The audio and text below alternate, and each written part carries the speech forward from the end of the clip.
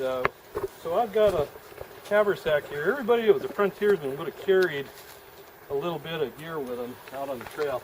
A flint and steel fire kit, maybe a candle if we needed some wax or make a campfire. We'd always have a spoon with us in case we wanted to eat something. Maybe a little pocket knife, a little piece of chert to help us with our fire making. And chert is what? Chert is the American version of flint. There is no flint in the Americas. That's in England. But here we have chert, which is a very similar stone. Another thing I would have carried, which would have made life really easy, was a nice big burning lens. Because if I had a sunny day, I could make my fire with a burning lens.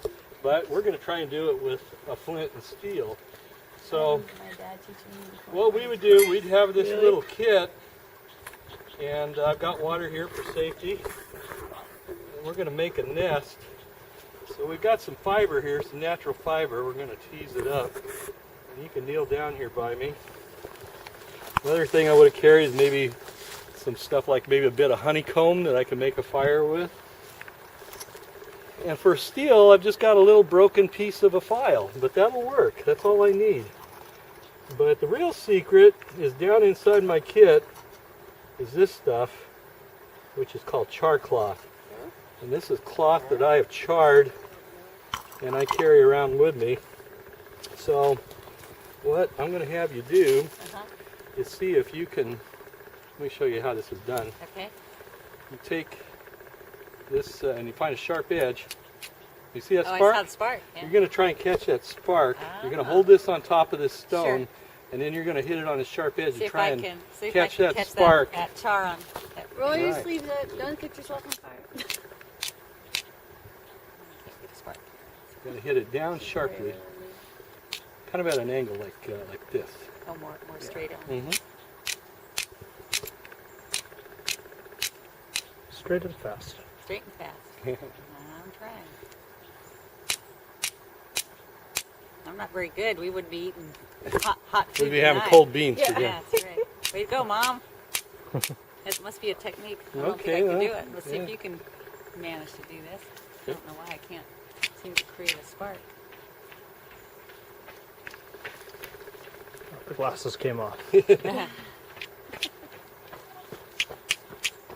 All right, well, that's okay, because we can do it another way. We're going to improvise. Yeah, you use the burning lens, right? Definitely charred. Yeah. Well, burning lenses, I've done that because I've fried ants before. Okay, well, this is just like that. I want you to put that little tiny dot on with the sun on that char and tighten it up. Bring it up to just a really fine dot. And there it goes, folks. Vita's got it. Vita's we're gonna have a campfire. Is it going? I saw it smoldering. Let's see. Let me have it. Nope. I saw a little bit of smoke. Okay, let's try it again. Try it again. Little tiny dot. Yeah. That one right there. Now we gotta move the lens just a little bit to get it in a perfect little tiny round circle. Gotta manipulate it. There it is. Pull it back a little bit. Maybe too wide. Kids are fully engaged now. God, they're gonna make fire. Look at that. And they face, yeah. I'm trying to figure out which way to tilt the. Oh, you've got it a little bit too long. I do, but I'm trying to figure out where's that.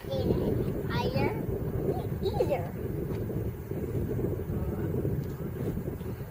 Like shoe. Let's see. It's weird, yeah. It's weird because I could see the little dot at first and then I There we go. Here it is. See the smoke? There we go. It's going. That's it. There it is. All right, so now Get your flint on there. we put this burning ember, you can see it's glowing. We put it into our nest.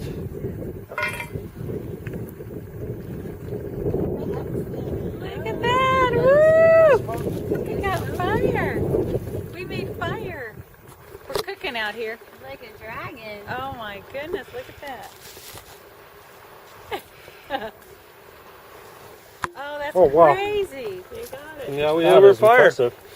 Look at that. And then you So- would just add some brush to it. And Yep, go we would have it, or we could light this piece of fat wood, which is pine that's been impregnated with resin, and it would light. light. But basically, that's how it was done. You really wanted to carry a couple of different means of making fire. Well, that char. Now this is like you said, it's material that you've burnt, Mm-hmm. and then you save it. Yeah. Now, why does it catch on fire so fast after it's already been somewhat burned? Well, because it's ready to ignite again. Interesting. It's not completely been engulfed, so okay. it's still Yeah, enough well, I of it guess remaining. yeah. Okay, so you burn it and then you blow it out and then you hold on to Yeah. the remains.